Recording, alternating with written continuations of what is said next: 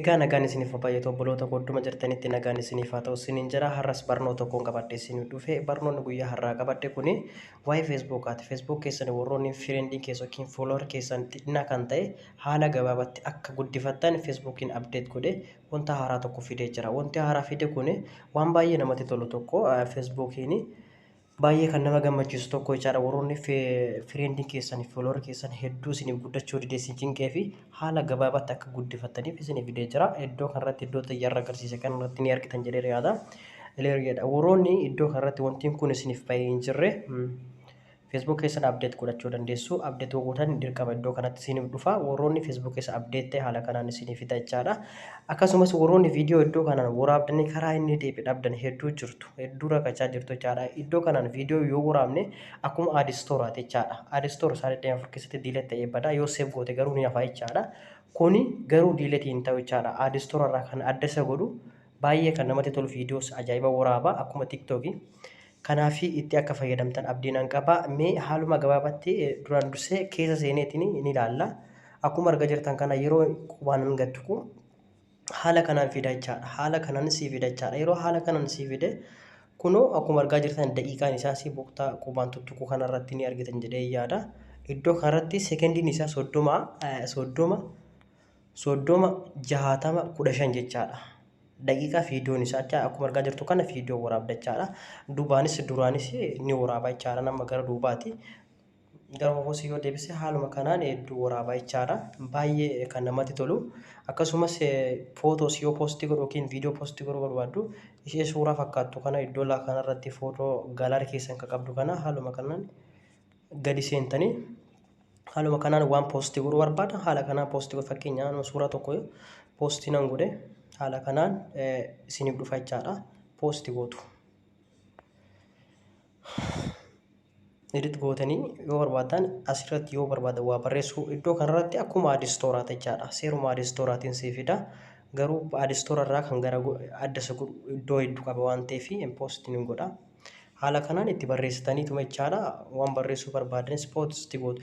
Iddoo kanarratti kan isin hubachiisuu barbaadu hedduun keessanii iddoo namni baay'een akkasii arguu barbaadan namni irra caalaa fooloowar keessan kan guddachuu isiniif barbaadu fooloowar keessa yoo guddisuu barbaadan iddoo kanarra paabliik kanarra gochuu hin dagatina. Paabliik kanarra yoo hin goone taate baay'een fireendi kan keessa jira.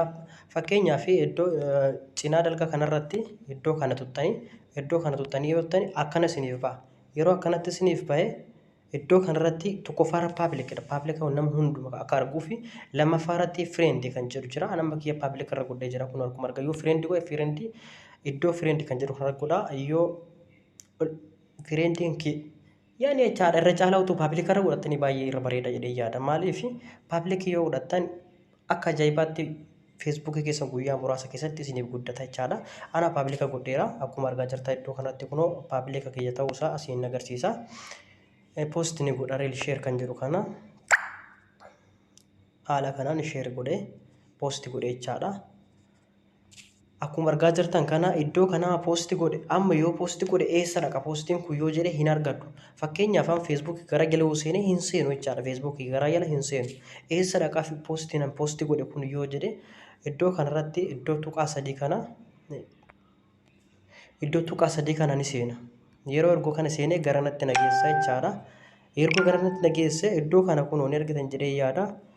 Short viidiyoo reels kan jedhu kana jechaadha. Short viidiyoo waan reels kan jedhu kana isa kana tuquu edda xiyyatti agarsiise kana jechaadha. Iddoo godhe garzoora waan ta'eef isa kana ni seentu jechaadha. Erga seentanii haala kanaan asiniif fida jechaadha. Madabiin kun akkuma tiiktookiiti kan namatti tolu keessaa baay'ee sitti tola jechaadha. Akkuma tiiktook fayyadamuu dandeessu. Kunoo yoo largeessite haala kanaan garuu kan kee isaan argatta. Kan kee kunoo iddoo kanarraan argatta jechaadha. Gubbaa kanarra jechaadha. Iddoo gubbaa kanarratti iddoo kunoo fakkiin piroofaayila kiyyaa irra jiru kana ni seenta. Erga seente haala kanaan siif fida. Fakkeenyaaf kun kan poostii godhee jiru jechaadha. Kan maree poostii godhe kunoo isa kana jechaadha. Kan maree poostii godhe haala kanaan yoo jallistee poostiin fakkeenyaaf poostii jala torba qaba. Torba qofa qaba jechaadha. Torba qaba. Asii poostii torba qaba jechaadha. garuu follower kiyya yeroo muraasa follower ati qabdullee akkanumatti si baasa jechaadha. Garuu guyyaa muraasa keessatti kan as ga'e waan ta'eef haala gabaabatti akkas laayikii kunoo akkas godhi isaasumaan arguu dandeettu koomenttiisis haala gabaabatti Facebook keessanii akka ajaa'ibaatti guddifachuu dandeettu isiniin jedha. Facebook keessan haala kanaanii guyyaata muraasa keessatti akka ajaa'ibaa isiniif guddifata isiniin jedha.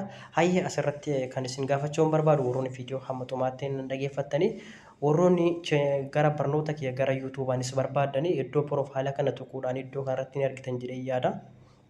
Iddoo kanarratti kunoo iddoo kanatti yuutuubii chaanal kiyya asii yoo seentanii feesbuuk kiyya haga yuutuub kiyyas gara yuutuub kiyyas ni argattu.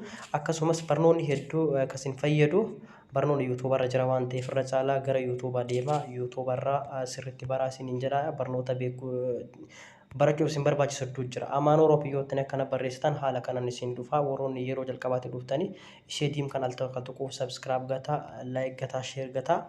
Viidiyoo hedduu jira. Seenaa viidiyoo daawwadha isiniin jedha obboloota koo. Akkuma argaa jirtan kana viidiyoo hedduu jira. Viidiyoon barnoota qabu haala kanaan